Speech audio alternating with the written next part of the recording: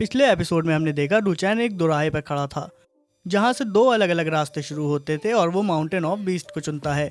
कहानी आगे बढ़ती है। वो फाइनली माउंटेन तक पहुंच गया जहां उसे अजीबोगरीब टाइप के मॉन्स्टर्स दिखते हैं, agile Wolves, high attack tigers और थिक स्किन्ड बोर्स। उनके डिसेंट एट्रीब्यूट्स के बाद भी लुचैन को उनमें से कोई भी बीस्ट रिक्रूटमेंट के लिए सूटेबल नहीं लग रहा था। वो माउंटेन के और अंदर जाता है जहां उसे केओस बरियल हिल नाम का बोर्ड दिखता है और वहां की सीनरी काफी डरावनी थी। ऐसी डरावनी सीनरी देखकर उसे यकीन आ गया कि इस एरिया में उसे स्पेशल क्रीचर जरूर मिलेंगे। लेकिन ये प्लेस लू को ज्यादा ही डेंजरस लग रही थी, तो प्रिकॉशन के लिए पास लगे टैबलेट को रीड करता है। उसे पता चलता है कि केओस बरियल हिल लेवल 20 जोन है जहां स्पिरिट्स रहती हैं और लुचैन का लेवल 11 होने की वजह से उसका न्यूबी प्रोडक्शन बफ भी एंड हो चुका था। उसे इस टैबलेट से काफी यूजफुल इन्फो मिल चुकी थी, तो वो कॉशियसली उस प्लेस में आगे बढ़ना शुरू करता है। लेकिन उस एरिया में पहला कदम रखते ही वहाँ एक निम्फ मॉन्स्टर जमीन से इमर्ज होती है और उस पर अटैक कर देती है। निम्फ का अटैक पावरफुल होने के साथ ही उसमें पियर्सिंग इफेक्ट भी था। उसने सिंगल अटैक में ही लू और उसके तीनों मिनियंस को हिट कर दिया था। लेकिन लू डरने की जगह हमेशा की तरह और एक्साइटेड हो गया। वो ऐसे ही किसी रिक्रूट को ढूंढ रहा था, लेकिन देखते ही देखते वहाँ ढेर सारे मॉन्स्टर जमा हो गए। लुचैन अपनी टीम को रिट्रीट करने का ऑर्डर देता है और वो लोग वहाँ से मुश्किल से अपनी जान बचाकर भाग सके थे। वहाँ से बाहर आने के बाद लू अपनी टीम को नेक्स्ट प्लान समझाता है। क्योंकि इतने सारे मॉन्स्टर से एक साथ लड़ना इम्पॉसिबल था, तो वो उनमें से फ्यू मॉन्स्टर्स को ल्यूर करके एरिया एंट्रेंस तक लाएगा और फिर वो सब मिलकर उन पर अटैक करेंगे। और कुछ देर बाद लुचैन प्लान के मुताबिक एक मॉन्स्टर को सक्सेसफुली वहाँ ले आता है और स्पाइडर सिल्क की हेल्प से उसे बाइंड कर देता है। आफ्टर 10 मिनट्स काफी मेहनत के बाद वो फाइनली निम्फ को रिक्रूट कर ही लेता है। वैसे तो निम्फ के पास कई जबरदस्त स्किल्स थी, लेकिन जो चीज सबसे ज्यादा अनोखी थी वो ये थी कि अनडेड ब्लड लाइन की वजह से उसके सराउंडिंग एरिया में सभी ओपोनेंट्स का डिफेंस ऑटोमेटिक रिड्यूस हो जाएगा। लुचैन अपने लीजन रिक्रूट को लेवल 5 तक अपग्रेड कर लेता है और 15 मिनट्स के बाद अब उसके पास 2 निम्फ और 3 वेयरवुल्फ रिक्रूट्स हो चुके थे। 5 रिक्रूटमेंट्स कंप्लीट हो जाने की वजह से एक हिडन क्वेस्ट ट्रिगर हो गया जिसका नाम था a place to settle. Quest को कंप्लीट करने के लिए उसे ऐसे किसी एलीट वाइल्ड क्रीचर के जिसके नाम के साथ किंग टाइटल हो उसको उसकी टेरिटरी से डिफीट करके निकालना है और उसकी जगह पर कब्जा करना है। क्वेस्ट कंप्लीट कर लेने पर उसे एज ए रिवॉर्ड उस एरिया का यूज करने का right plus fearless and daring title हासिल हो जाएगा। लुचैन को उसके खुद के टेरिटरी का प्लान पसंद आया, लेकिन वो किसी हाई लेवल एरिया को चुनना चाहता था। तभी उसकी नजर माउंटेन की टॉलेस्ट पीक पर पड़ती है जिसका नाम ग्वानियन पीक था।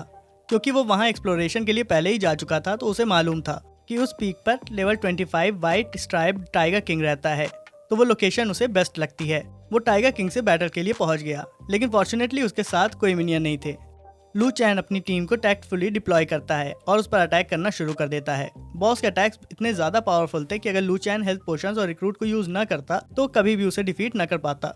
40 मिनट्स की लंबी बैटल के बाद वो टाइगर किंग को डिफीट कर देता है। इससे पहले कि टाइगर किंग मर जाता, एक गेम विंडो ओपन होती है जिसमें उसे 2 ऑप्शन मिलते हैं।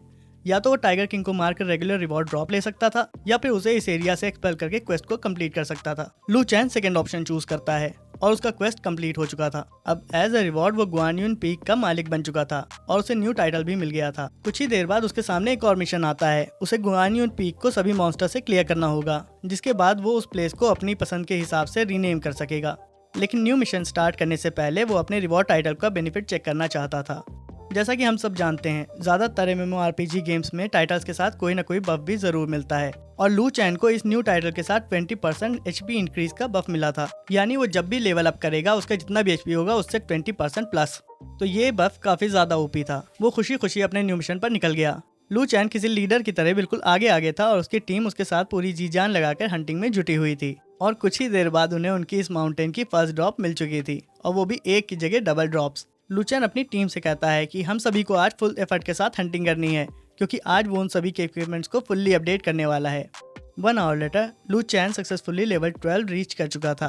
तभी एक सिस्टम विंडो पॉपअप हुई जिसमें लिखा था प्लीज नोट, जब प्लेयर्स कोरिस्पॉन्डिंग लेवल यानी लेवल 12 रीच कर लेते हैं तो solo secret realm of Moon valley dungeon unlock हो जाता है। लुचैन का ये फर्स्ट टाइम था जब उसने इस गेम में किसी डंजन को देखा था, और मून वैली का टाइप सोलो होने की वजह से वो अपनी टीम को अंदर साथ ले जा नहीं सकता था।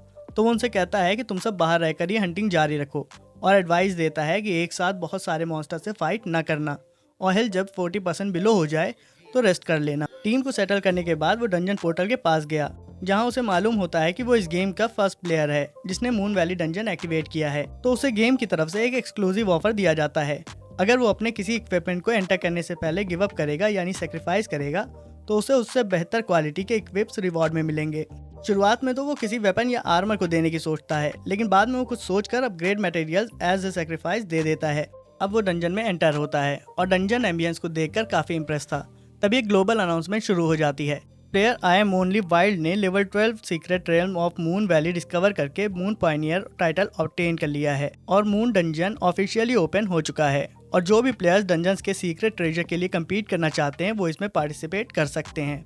इस अनाउंसमेंट को सुनकर सभी प्लेयर्स हैरान रह गए, इसलिए नहीं कि डंजन ओपन हो चुका था, बल्कि इसलिए कि only wild already level 12 reach कर चुका था और उसने एक सुपर रेयर टाइटल भी अचीव कर लिया था। और दूसरी तरफ वो लोग तो अभी नोविस विलेज से भी बाहर नहीं निकल पाए थे। क्योंकि ये अनाउंसमेंट ग्लोबल थी तो लू चैन ने भी उसे सुना था। उसे नहीं मालूम था कि डंजन ओपन होने पर उसकी इतनी बड़ी न्यूज बना दी जाएगी। वो जल्दी ही इन बातों को अपने दिमाग से निकाल कर आगे बढ़ने लगा। मून पायनियर टाइटल से उसे 10% स्ट्रेंथ बूस्ट बोनस मिला था। डंजन में अब मॉन्स्टर्स स्पॉन होना शुरू हो चुके थे।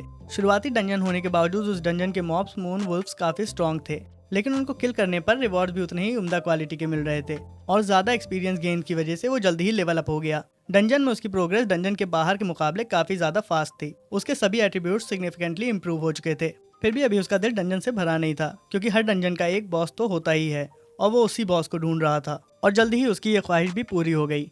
बॉस और लू दोनों ही फाइट के लिए काफी ईगर लग रहे थे।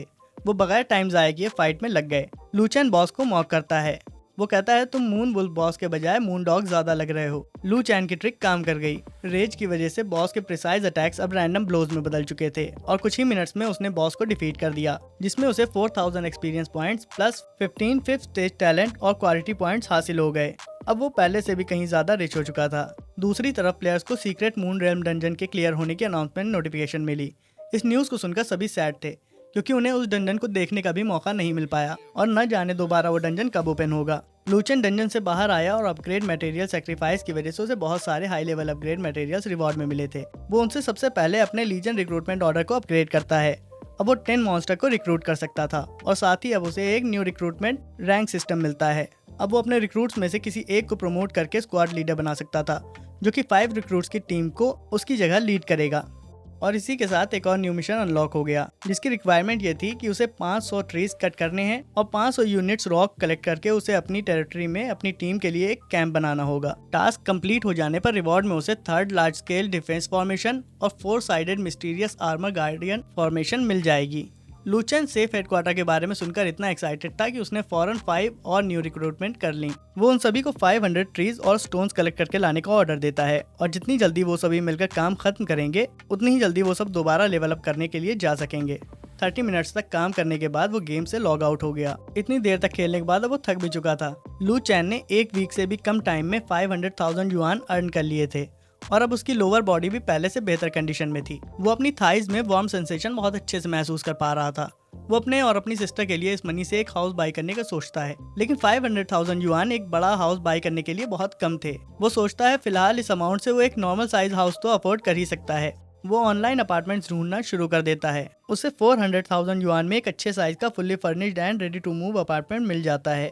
और सबसे अच्छी बात ये थी कि अगर अपार्टमेंट उसे पसंद ना आए तो कंपनी फुल रिफंड देने को तैयार थी। वो अगले ही दिन विजिट करके लुई को सरप्राइज देने का फैसला करता है। मीनवाइल हमें सी कंट्री नेशनल सिक्योरिटी ब्यूरो का ऑफिस दिखाया जाता है, जहां स्पेशल एक्शन ग्रुप लीडर ली मूवा डायरेक्टर को रिपोर्ट करता है कि उसकी टीम ने सक्सेसफुली एक special action group imperial realm game में सेट कर दिया है। रिपोर्ट सबमिट करने के बाद वो पूछता है कि आखिर एक गेम को लेकर उसका डिपार्टमेंट इतना सीरियस क्यों है। वो कहता है कि ये गेम इतना सिंपल नहीं है जितना ऊपर से दिख रहा है। इवन गवर्नमेंट्स और मिलिट्रीज वर्ल्ड वाइड इस गेम में पार्टिसिपेट कर रही हैं और जहां तक मैं जानता हूं तो ये गेम आने वाले टाइम में दुनिया बदल के रख देगा और जब वो टाइम आएगा तो हमें भी फ्यूचर के लिए तैयार रहना होगा।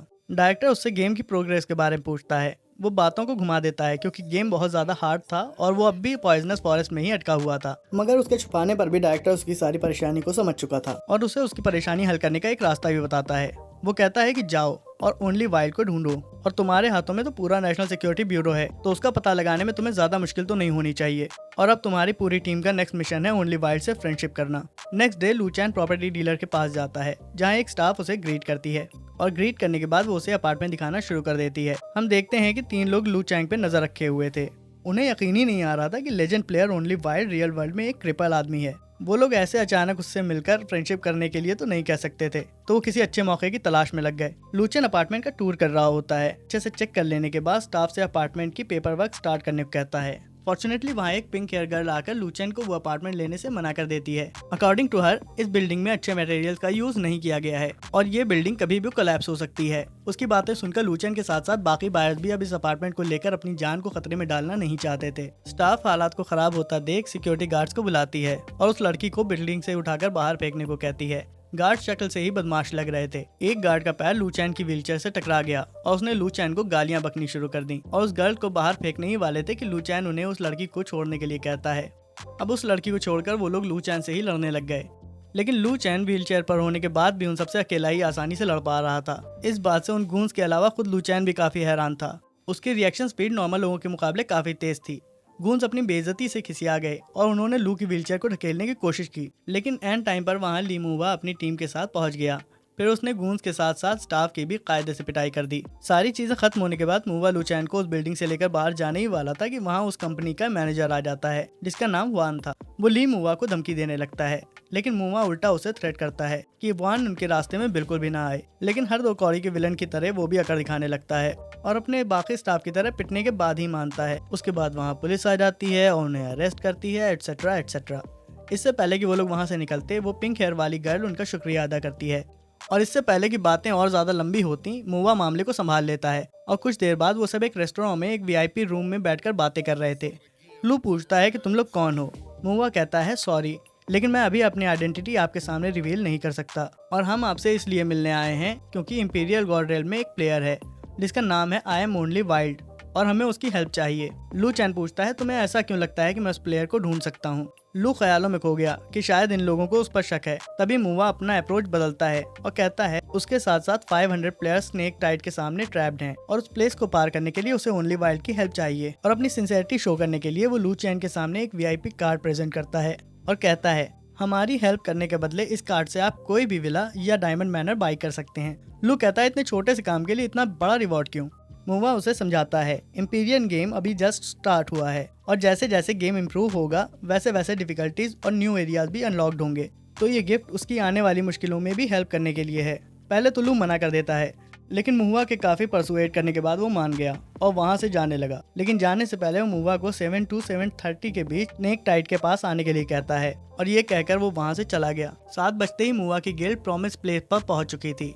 उसके गिल्ड मेट्स को इस प्लान पर ज्यादा यकीन नहीं था, लेकिन जैसे ही मूवा के सारे गिल्ड प्लेयर्स ऑन हो जाते हैं वैसे ही वो लोग अपने तय किए हुए प्लान के मुताबिक पॉइजन फॉरेस्ट की तरफ दौड़ने लगते हैं और अपनी मंजिल पर पहुंचकर वो देखते हैं कि लू चैन तो वहाँ कहीं नहीं था, लेकिन उसने सारे मॉन्स्टर को किल कर दिया था। यहाँ तक उसने पॉइजन मिस्ट फॉरेस्ट की इनफेमस बॉस को भी मार डाला था। इस तरह ली मूवा की गिल्ड पॉइजन फॉरेस्ट को पार कर लेती है और फेवर सेटल्ड हो जाने के बाद लू चैन अपनी ग्राइंड पर चला जाता है। लू चैन एक न्यू एरिया में 3 पेटल मॉन्स्टर्स को हंट कर रहा था और काफी हंट करने के बाद उसका और उसकी टीम का लेवल 14 हो चुका था। पूरे 10 घंटे तक हंट करने के बाद उसे इस न्यू मॉन्स्टर से पहला ड्रॉप मिला जो कि हाई रैंक इक्विपमेंट था, लेकिन उसका एक ड्रॉबैक था। वो इक्विपमेंट एक स्कर्ट थी तो उसको सिर्फ फीमेल प्लेयर्स ही इक्विप कर सकती थी, तो उसके एक्स्ट्रा ऑर्डिनरी स्टैट्स के बावजूद भी वो उसके किसी काम की नहीं थी। लू चैन उस स्कर्ट को ऑक्शन पर लगाता है जिसका स्टार्टिंग पॉइंट उसने 1000 युआन सेट किया था, लेकिन उसकी कोई भी सोल्ड आउट लिमिट तय नहीं की थी। फौरन ही वो स्कर्ट गेम की फीमेल प्लेयर्स की नजर में आ गई। फेंग लिंगजी भी ऑक्शन में पार्टिसिपेट कर रही थी। देखते ही देखते वो स्कर्ट 98,700 युआन में स्प्रिंग ड्यू फेरी नाम की एक प्लेयर ने परचेज कर ली और अब लू चैन के पास ऑलमोस्ट 600,000 युआन से भी ज्यादा मनी जमा हो चुकी थी। इस न्यू कार्ड और 600,000 युआन के साथ तो वो अल्ट्रा रिच हो चुका था। अब वो आसानी से अपने और अपनी सिस्टर के लिए एक सेफ हाउस बाई कर सकता था, मगर इस दफा वो पिछली बार की तरह जल्दबाजी नहीं करना चाहता था, तो इन सारी बातों को साइड पर रखता है। वो अपना ध्यान घर से हटाकर मॉन्स्टर्स पे लगाता है। उसने इतने ज्यादा 3 पेटल्स मॉन्स्टर को किल कर दिया था कि अब वो उनकी ब्लड लाइन्स को इनहेरिट कर सकता था। उस ब्लड लाइन को मर्ज करने के बाद वो लो लेवल चार्म इफेक्ट से इम्यून हो चुका था और अब उसका विजन और ज्यादा इंक्रीज हो चुका था, जिससे वो दूर तक देख सकता था। म्यूटेशन की वजह से इस बार उसके सर पर एक फ्लावर निकल आया था और अब वो वाकई बहुत दूर तक बिल्कुल क्लियर देख सकता था। लेकिन जिस चीज से वो ज्यादा हैरान था वो ये थी, उसे वहीं करीब एक मिस्ट एरिया दिखता है जिसे वो पहले नहीं देख पा रहा था। उसे समझ आता है कि इस मिस्ट में जरूर लो लेवल चार्म होगा, जिसकी वजह से वो शुरुआत में उसे देख नहीं सकता था। उस मिस्ट को देखकर लू चैन की क्यूरियोसिटी बढ़ने लगी और अब वो उस मिस्ट एरिया को अंदर से देखना चाहता था। कुछ कदम बढ़ाते ही उसे एक स्टोन टैबलेट दिखता है जिससे उसे पता चलता है कि इस प्लेस का नाम लॉस्ट ईडन है। टैबलेट का क्लोजर इंस्पेक्शन करने पर उसे पता चलता है कि ये प्लेस डेंजरस मॉन्स्टर से भरी हुई है और एक बार अगर कोई इस मिस्ट गार्डन में एंटर होगा तो ये मिस्ट गार्डन तब तक एक्सपेंड होता रहेगा जब तक उसमें मौजूद 8 फॉर्मेशन आइस डिस्ट्रॉय न हो जाए। लेकिन हमेशा की तरह लूचैन वार्निंग पढ़ने के बाद भी रुकने के बजाय लॉस्ट ईडन में एंटर हो गया। इसी के साथ एक सर्वर वाइड वार्निंग जारी होती है। ओनली आई एम वाइल्ड ने lost Eden server wide task activate कर दिया है और सभी का टास्क अब इन्वेजन को रेजिस्ट करना है। तमाम प्लेयर्स के चेहरों पर शॉक नजर आ रहा था। वो सोच रहे थे कि इस बार वाइल्ड ने क्या बेवकूफ़ी कर दी है। तभी एक सेकंड नोटिफिकेशन पॉपअप होती है जिसमें बताया जाता है कि इस बार वाइल्ड ने जो एरिया डिस्कवर किया है उसकी मिस्ट धीरे धीरे पूरे सर्वर में बढ़ती जा रही है और जहाँ तक भी ये धुंध पहुँचेगी वहाँ पर लेवल 20 मॉन्स्टर अपीयर होना शुरू हो जाएंगे और प्लेयर्स के अटैक पॉइंट्स और इक्विपमेंट्स की स्ट्रेंथ आधी रह जाएगी। और इससे बचने का सिर्फ एक तरीका है कि उन्हें लॉस्ट ईडन में 8 फॉर्मेशन आइस को डिस्ट्रॉय करना होगा। जो प्लेयर उसे डिस्ट्रॉय करेगा उसे सुपीरियर रिवॉर्ड्स मिलेंगे और बाकी प्लेयर्स को नेक्स्ट डे तक डबल एक्सपीरियंस पॉइंट्स मिलेंगे। Please subscribe my channel.